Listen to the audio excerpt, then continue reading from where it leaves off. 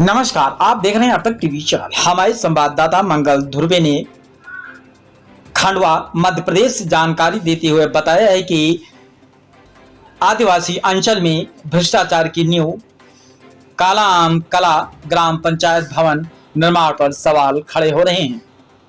आज हम बात कर रहे हैं खंडवा जिले के उस आदिवासी बाहुल्य क्षेत्र की, जहां विकास के नाम पर सरकारी खजाने का बंदरबाट धड़ल्ले से किया जा रहा है। हाल ही में मामला सामने आया है कि हरसूद जनपद क्षेत्र की ग्राम पंचायत काला आम कला से यहां पंचायत भवन निर्माण में बड़े पैमाने पर भ्रष्टाचार और भारी अनियमितताओं के गंभीर आरोप लगे हैं। ग्रामीणों का आरोप है कि निर्माण कार्य में न तो गुणवत्ता का ध्यान रखा जा रहा और न ही सरकारी गाइडलाइन का पालन हो रहा है। सबसे बड़ा सवाल तब खड़ा होता है जब मौके पर जाकर के देखा जाता है कि नियमों के मुताबिक पंचायत के हर निर्माण कार्य स्थल पर सूचना पटल इंफॉर्मेशन बोर्ड होना अनिवार्य है, जिस पर कार्य की लागत, समय सीमा और कार्य एजेंसी का स्पष्ट नाम उल्लेख होना चाहिए। लेकिन काला आम कला में नदारत ये सूचना पटल इस बात का संकेत है कि यहाँ पारदर्शिता की बलि चढ़ाई जा रही है, जो कि भ्रष्टाचार चरम पर है। स्थानीय निवासियों का कहना है कि सूचना पटल की मुख्य जानकारी छुपाना महज एक चूक नहीं बल्कि भ्रष्टाचार को छिपाने की एक सोची समझी चाल है।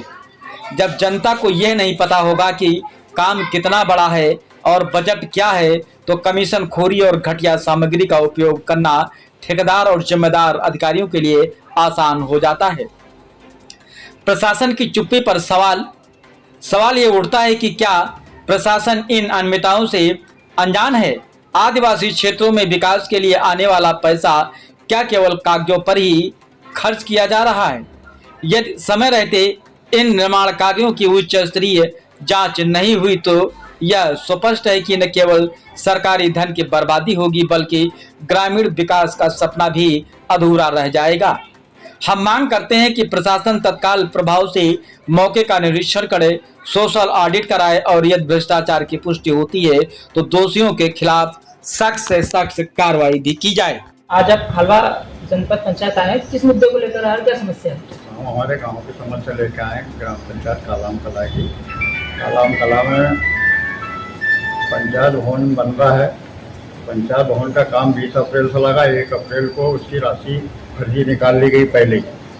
और दूसरे काम भी जो होते हैं उस पर सूचना पटल एक भी काम पे लगाते नहीं कि कौन सा मत पे क्या काम कर रहे हैं। इंजीनियर साहब को बोला गया, वो भी हाँ बोल देता, पर वो भी ध्यान नहीं देता। पूर्व में सीओ साहब को भी दिया हमने और आज भी जनसुनवाई में दिया है और फोटोन भी दिए, पुलियान बनी है, तो उसमें कोई सूचना पटल नहीं कितने लाख की है क्या। लगातार आप बता रहे थे कि लगातार इसकी जानकारी मौखिक शिकायत हो रही है लेकिन कोई कार्रवाई नहीं हो रही। कार्रवाई हुई नहीं, लिखित शिकायत दी हमने, तो अभी पहले की भी आवेदन प्राप्ति लगाई है, साहब को दी है। हमने बोला है कि जाँच करवाएंगे, अब देखो मालूम पड़ता है। यहाँ मुख्य कार्यपालन अधिकारी जो सीओ साहब है, उनके द्वारा क्या आश्वासन दिया गया आज लिखित शिकायत पर? उनके द्वारा आश्वासन ये दिया है कि मैं जांच टीम भेज के जांच करवाऊंगा। आपको क्या लगता है कि इस शिकायत पर कार्रवाई हो पाएगी?